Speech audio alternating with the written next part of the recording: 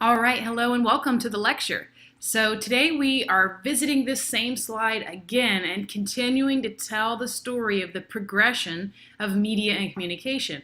So we talked about oral communication, how we all started out, our ancestors sitting around the campfire, telling stories verbally, learning the songs and re-singing them, and passing down oral tradition. Then we get the amazing new technology of written language, and humans around the world start learning how to symbolize the sounds they're making with letters or symbols. So we get written communication, then we move into print communication with the printing press, movable type in the east, and then eventually the printing press comes over to the west. And now we're going to talk about electronic communication. So electronic communication really kickstarts with the telegraph. All right, so the electronic era is born. This is the next big jump in mass communication, and it's in the 1840s when Samuel Morse, maybe you've heard of Morse code, same guy, Samuel Morse invents the telegraph. So until this point, if you wanted to communicate to somebody across distances, they would use things like smoke signals, okay, intermittent smoke signals going up from fires, or you might use drum beats that could travel longer distances. So you would have some kind of code with drum beats, so people might hear the drum and know what that means, especially with warfare. To communicate with troops further away, you would listen for the drum. They also had something called the semaphone that came out in the 1790s, and this is, you would have stations with these giant movable letters situated on hilltops far across from one another so that you could send signals from hilltop to hilltop using these big movable letters. So it's kind of like, cheerleaders at a sporting event when they would hold up like, go team, like give me a G.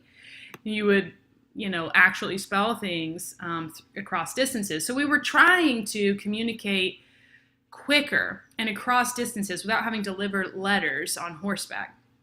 And so with Samuel Morse invents the telegraph, it's a huge jump in mass communication. So around the early 1800s, you get the invention of the battery. So we learn how to harness electricity. We understand that through electricity and magnetism, the electrical current will flow in one direction, and we can interrupt that current to turn things on and off. So an on and off switch is almost like stopping and starting that electrical current, right? If I've got a wire running to a light bulb and I interrupt the electric current to the light bulb, what will happen? The light bulb will turn off. This is essentially the entire design of the telegraph. It is just Samuel Morse having the bright and simple idea to communicate via turning electricity on and off. And that's what Morse code is. It's like dot dash, each letter represented by a certain combination of dot and dash, so that all you have is on and off, the zeros and ones, kind of like binary today. You've got this on and off coded into letters. And so now you can communicate as far as a wire carrying electricity will stretch, and eventually they stretch it across the ocean, connecting Europe and the Americas. So as far as electricity and electrical current will stretch, you can have communication be almost instantaneous. So this is a huge jump in mass communication, because now across really long distances connected by electrical wires, you can communicate instantaneously. So let me show you this video that gives you more information about how telegraphs worked.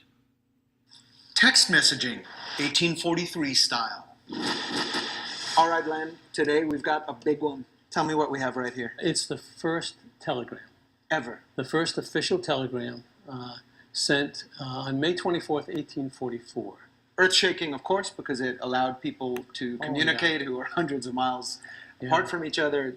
It's hard to overstate how important this was. Well, with hindsight, we can realize that this started the telecommunications revolution. To get a message from A to B, you had to physically take it there. You had to walk it, run it, get on a horse, a boat. Or be in visual sightline, I guess. Well, yeah.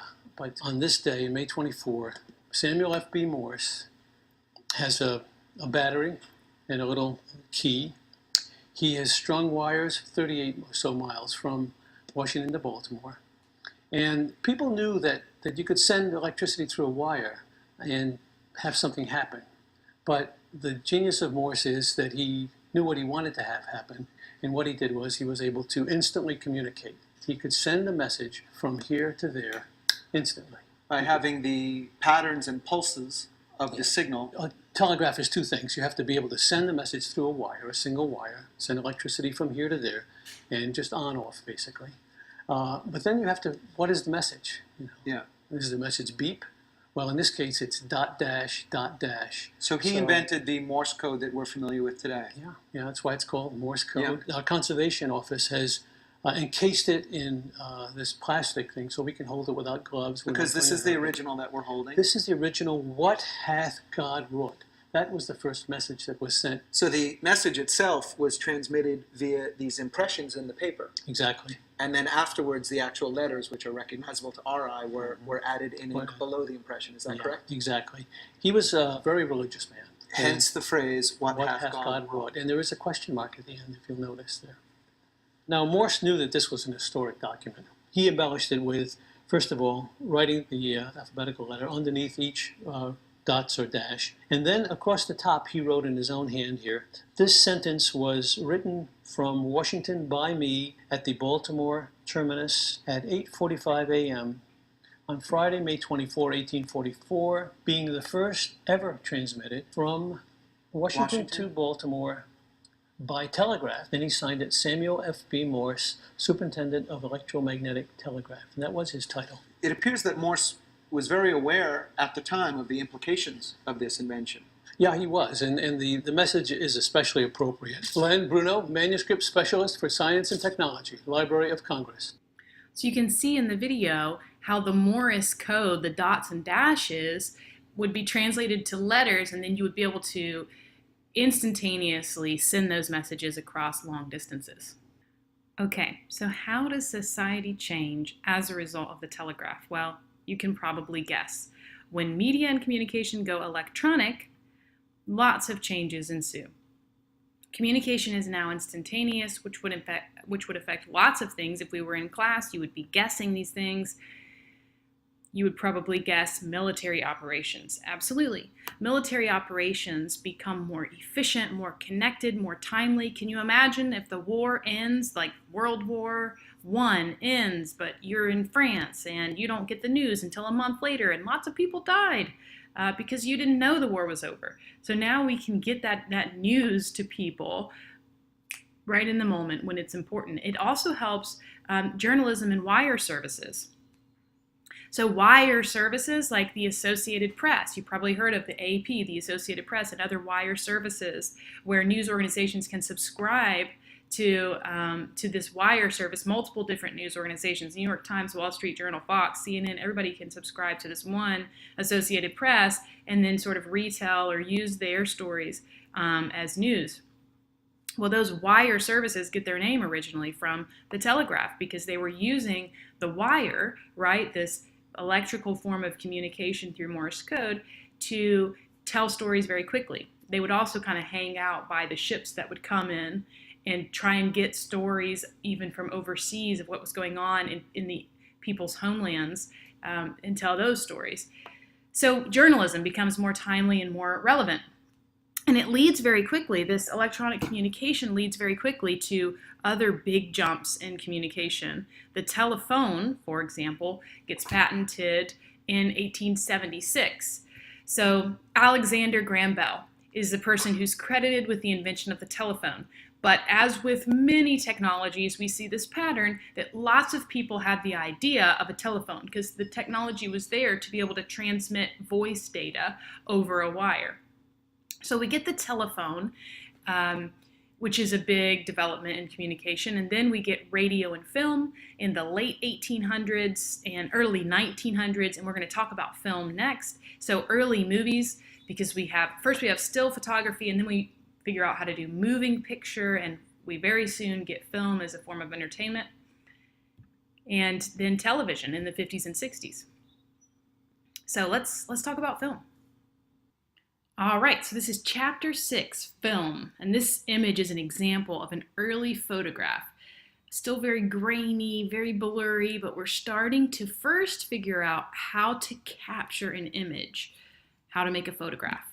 So still photography emerges in the early 1800s, and it basically starts with this guy named Joseph Niepce. He creates the first photograph in the early 1800s, and he uses camera obscura, and he captures light and fixes the image on a metal plate. So it was called silver nitrate photography.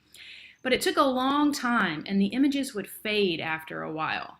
So there's this story of Joseph Niepce up in his apartment taking a photograph for reporters as they're trying to tell the story of still photography. And it takes like 30 minutes from, he sets up his camera obscura in front of his window to take a picture of what's outside of his window. And it takes about 30 minutes, but they're still, of course, incredibly impressed. So the imaging process takes a while, and Niepce wants to automate the process. So a couple years later, he forms a partnership with this guy named Louis Daguerre. And he was trying to also find a way to make permanent images. So Niepce ends up dying a couple of years after that, but Daguerre goes on and continues their work together, and he comes up with the daguerreotype. So you might have heard of the daguerreotype because they created these absolutely beautiful, stunning images, like this example here of Frederick Douglass. So this was in about 1839 that they come out with the daguerreotype, and it used silver plate and mercury to make these photographs. So with the daguerreotype, we've got a quicker processing time, and the images are on a metal plate, so they last a long time. So that's why we still have examples like this one of Frederick Douglass of the early daguerreotypes, because they're on metal and they would last a really long time. Here's some more examples.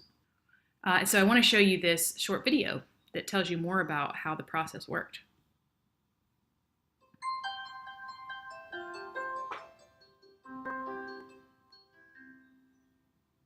I think it's impossible for us today to imagine what a revelation the first photographs would have been to people. These mirrors with a memory to record things that looked just like what we saw.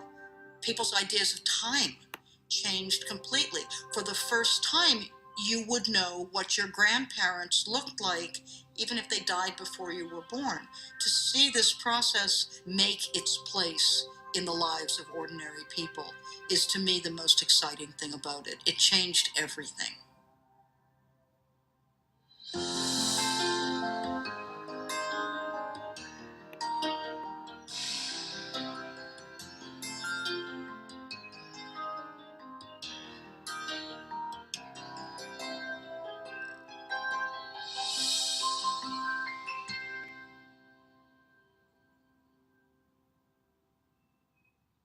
In 1814, 1815, you have a man named Niepce. And what he discovered was that asphalt was sensitive to light.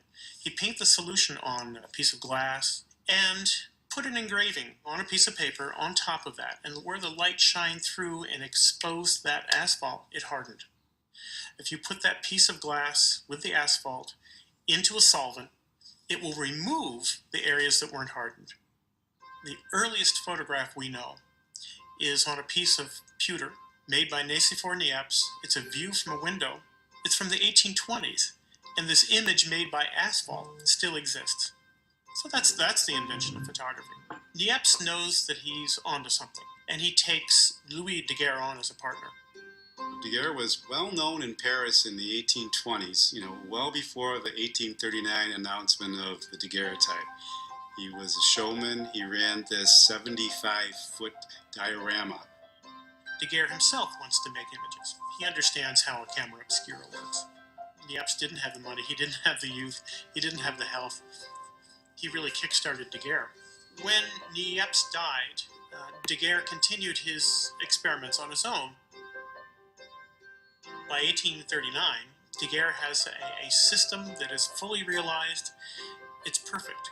It's a piece of copper coated with silver, and you have to polish it very well to the point where you have a polish that when you turn the plate towards a darkened room, it looks black. And it's fumed with iodine, and when you take it out of the box, it's yellow. That's silver iodide. Plate is then put into a camera obscura, or we would say camera now, but a camera obscura. Given enough time, it's exposed.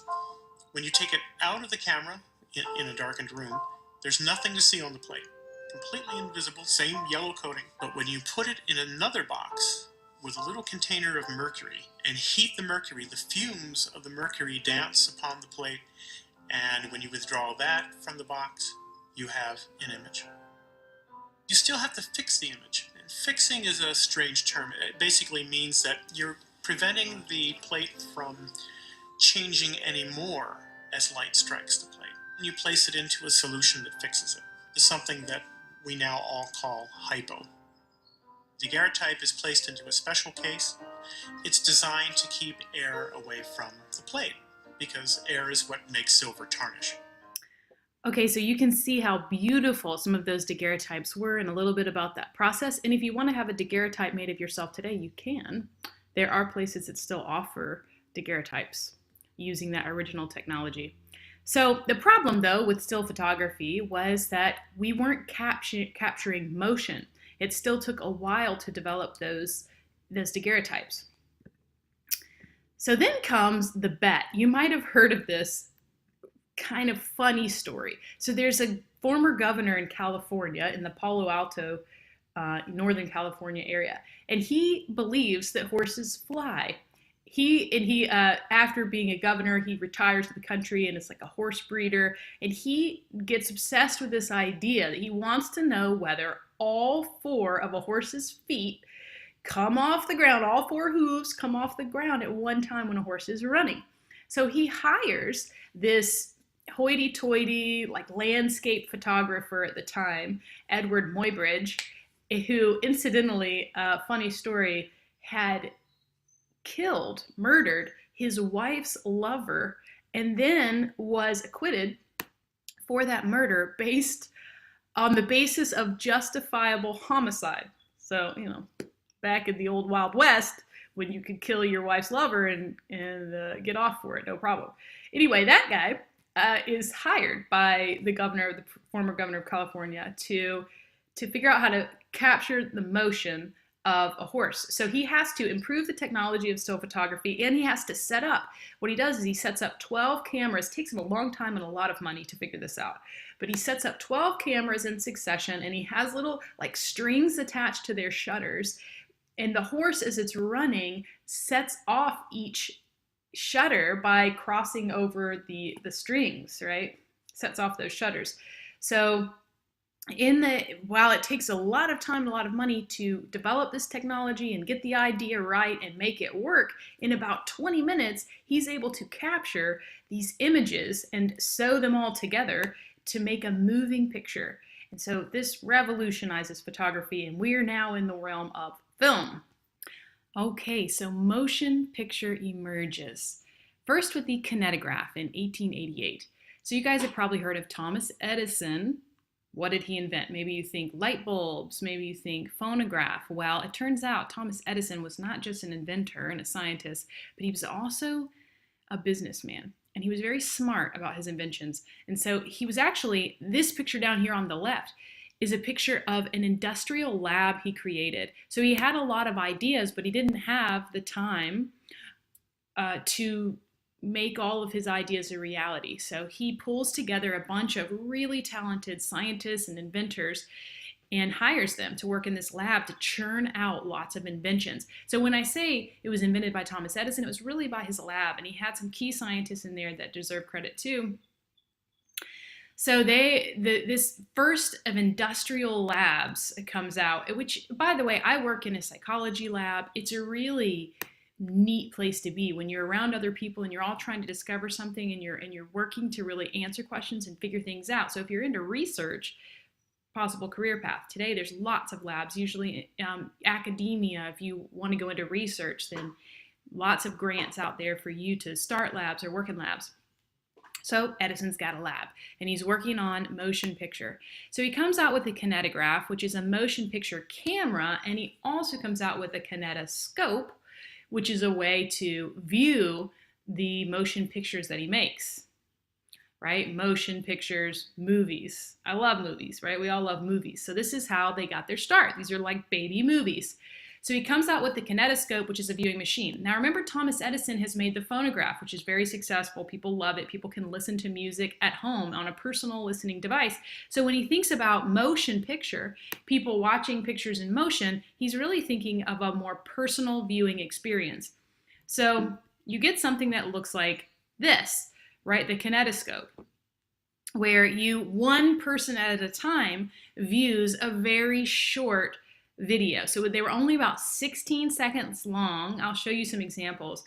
And they would show you something without sound. So you're just watching these little 16-second clips with no sound. And by the way, they were written and directed and produced by Thomas Edison's lab, by a bunch of scientists. So they were not rich in story or narrative. So these guys, as scientists, are recording things like the way a dancer dances or the way people leave a factory. It's really just watching motion. They did get the idea to record vaudeville performers. So if you had some money and you wanted to be entertained, then you might go and see a vaudeville performance. They got some of those vaudeville performers to come to this studio. So this picture on the left here is the Edison studio, which they called the Black Maria, which is what they also called, like, I think, police cars back then, which makes you have an idea how they might have felt working for Thomas Edison, such a driven scientist and businessman. Anyway, they had this studio where they would use to record performers. So they would have dancers come in and acrobats come in, and Houdini even performed and was later viewed on the kinetoscope. So here's a picture of lots of people viewing the kinetoscope, or this was before they really had the idea of projecting that movie the way we do today, so we can all sit in a room and watch a projection. You would just have a little peep show, basically, using the kinetoscope. So I want to show you some examples of these moving pictures, the Twitter of movies, right? The kinetoscope original films.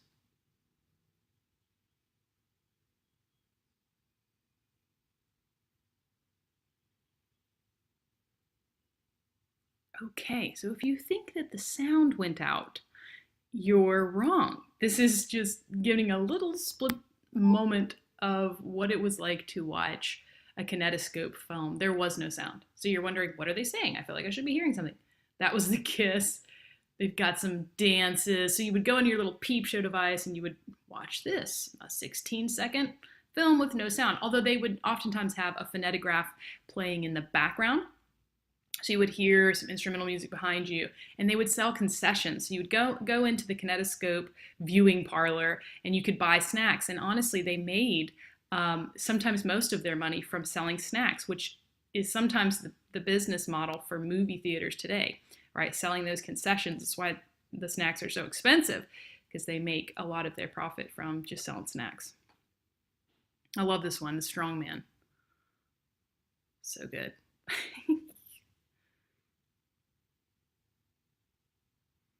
Who wants to see some muscles in their peep show camera? All right, you get the idea. So it's no surprise that the cinematograph is the next jump in movie technology, and it's invented by the Lumiere brothers in 1895. So if you're the inventors, what would you do? You've been going to these peep shows where people have to wait in line and wait for their individual kinetoscope in order to view 16-second films. What would you think of to make more money or to make this viewing experience better? Maybe projection. Maybe is there some way to make the picture bigger so that we can all sit in a room and watch it together? Well, that's what the Lumiere brothers come up with in 1895. They develop and project motion pictures so that multiple people can watch them at the same time. So what were the early movies like? Well, they were still very short, still very similar to the kinetoscope films. They reproduced reality. They were about a minute long. Okay, so we're getting a little bit longer. They were fixed frames, so you didn't have like modern day movie studios where cameras are moving around and zooming in and out. We've got a fixed frame and no sound, and also no editing. So let me show you some examples of these.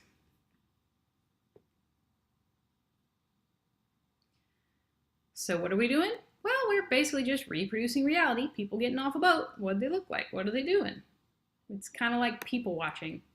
But now we're all sitting in a dark movie-like theater.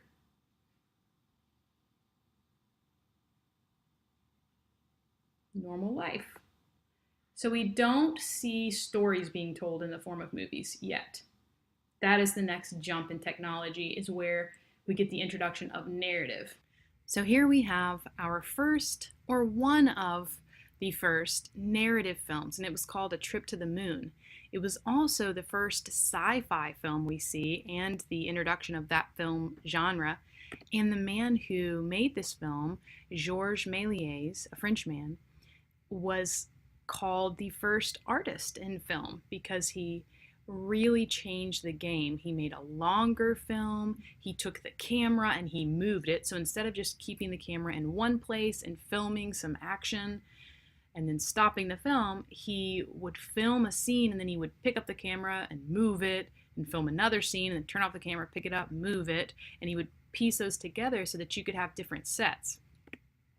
So he uses a lot of production elements for the first time and in really creative ways. He also had a history of being a magician, and he used some of that in the film too. So I'll show you a clip.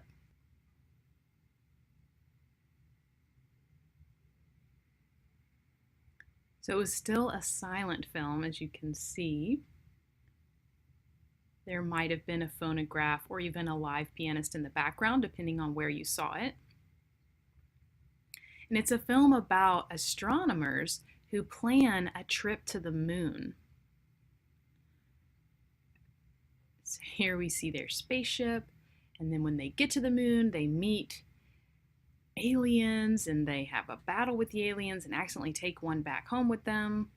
I mean, such creative techniques used. So this has become an iconic image in film, representing those first special effects, first sci-fi, first artistry in film.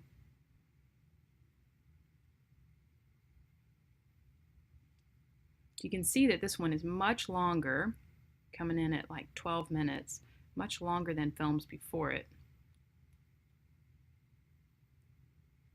There we go. So obviously people in costume. It was a bit over the top, as was the style. It was almost like a theatrical style. Okay, so if you guys want to see the film, I invite you to go nuts. And that super interesting sci-fi film leads us to Nickelodeon's, and that's the picture you see here on the left, which were basically smaller houses, smaller buildings that already existed, where they would cram in lots of chairs and project a film so that everyone in the room could see it. That was in around 1905. We start to see lots of Nickelodeons. They would charge a nickel to see the movie. And not long after that is we started to see more and more narrative films. Another very influential narrative film that comes out is The Birth of a Nation, which is hours long, an epic sort of film, super racist if you haven't seen it before. But some of the longer films that come out lead to the huge growth and popularity of movies. And so they started to make movie palaces. And this is where we would, instead of taking over buildings that already existed and cramming chairs in there, they would create a beautiful big castle palace where lots and lots of people could come in and see the movie. So movies then were arguably more popular than they are now because you didn't have TV to compete with it. So you might have seen the fabulous Fox Theater here in Atlanta. And I don't know if you know this, but it was originally built to be a movie palace. It opened in 1929, near the end of the golden age of the American movie palace. But you can see how ornate they were, how beautiful they were. Today, the Fox Theater still is open and operates and shows a lot of live theater and musical performances, and sometimes they'll even show movies there. All right, now let's talk about the rise and fall of modern movies.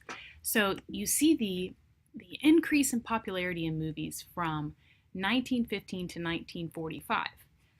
And you've got a couple of big things that are happening in those years. For one thing, movies get sound. And when movies get sound, they become a lot more compelling. The storylines get more interesting. The actors and actresses have to step up their game, so it sort of weeds out the weaker players that weren't producing as good of films. Actors and actresses get much more skilled because now they've got speaking lines. It introduces new genres like musicals. And another reason they become very popular during this time period is they provide an escape. So this is still before television, so people can't go home and turn on their TV, and movies provide an escape. You had these beautiful grand movie palaces that you could go to for a nickel. And in these years, you see the Great Depression, you see World War I and World War II, so people had plenty to escape from. Also, a lot of people still live in the cities because of industrialization, all the factory jobs, so they probably lived close enough to a movie palace. So you could, on the weekends hop into the movie theater and see even a double feature where you'd get a really good movie and then maybe like a B-class movie, all for the same nickel. So people use it as an escape, and you saw movies that would be fantasy, that would provide a sort of a mental escape, but you also saw movies that connected to the emotions that people were probably feeling in that time. You have Frankenstein, a horror film that comes out in 1931, that probably connects to the fear that people were feeling and the powerlessness that they were feeling. So it becomes almost a form of therapy or coping. So what leads to the decline of the movie industry? It was at its peak, right, from 1950 to 1945, and you start to see a decline in movie goership. So for one thing, people start to move out to the suburbs. Land is cheaper out there, and you've got federal loans after World War II, so people can afford to buy land. And in the suburbs, there's not as many movie palaces because movie palaces were so grand, they tended to be right in the cities. Suburbs didn't have them. You didn't want to have to drive as far to go to the movies. You've also got the Cold War and the Red Scare. So people are starting to accuse writers and directors and actors of being communists. And so some of those people, their careers sort of take a dive, and some people lose their jobs. But the biggest reason is TV network broadcast. So people start to get TVs. The number of American homes that have TVs drastically increases in the 50s and the 60s. So people start to buy a TV and stick it in their home, and they can get broadcast content for free. I mean, you can still put an antenna on your TV and pick up broadcast channels for free. So that content that went through the airwaves was considered to be free, and people could get that entertainment or that escape right in the comfort of their own home. All right, so how do movies today make money? Well, they make money from lots of different sources. For one thing, ticket sales, of course, and that's not just domestically, but overseas too. A lot of the money, maybe most of the money in ticket sales comes overseas. Online streaming, as you know, videos and DVD rentals that still take place. Merchandising. So merchandising is a huge source of revenue. A lot of movies make more money out of merchandising than they do even out of ticket sales. So the Cars movie, if you guys remember the Cars movie for kids, it made $333 million in ticket sales, but around $10 billion in merchandise sales in the first 5 years after its release. And you see in this picture here examples of Star Wars merchandising. So all kinds of things from, Moana pajamas to those kind of themed toys to Star Wars pillows or Star Wars, stickers for your car, or all those things that you can buy, Star Wars themed lunch boxes. The movie industry makes a lot of money off of merchandising and also product placement. So product placement is advertisements that are actually paid and planned and placed into the content. So you see this a lot in TV shows, but of course in movies too. So like in the Fast and the Furious, you have certain types of cars, or maybe somebody's driving a Mustang, and it's because there was an ad placed. Lots of money spent in order to have that particular car be a Mustang. It's an advertisement. Or if, in Seinfeld, they're eating Cheerios. If you ever see the brand of food or clothing or accessories or cars, it's because it's paid product placement. So there's opportunity to sort of advertise within the content of the film. And this is also a bit controversial of a practice because it's a type of advertisement that is not conscious, right? It is designed to market to people on a less than conscious level. In other words, you're not supposed to notice that it's a paid ad. You're supposed to be influenced, oh, Seinfeld, all those guys love Cheerios. Or on the Friends show, they're always, They're always drinking Coca-Cola. And subconsciously, your mind goes, that's normal. That's what lots of people do. That's what people I like do. So you may be more likely to have good feelings about that brand. So product placement is certainly a source of revenue. And then global screening, like I said, a lot of those ticket sales happen and the sales of the video content happen overseas. All right, just for fun, I'm going to end this lecture by showing you a couple examples of product placement.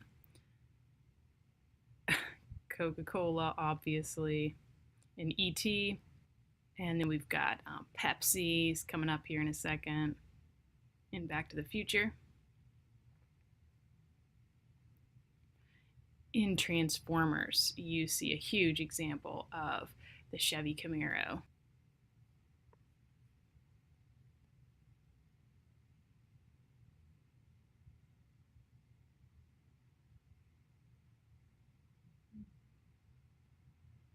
And my favorite example, Wilson.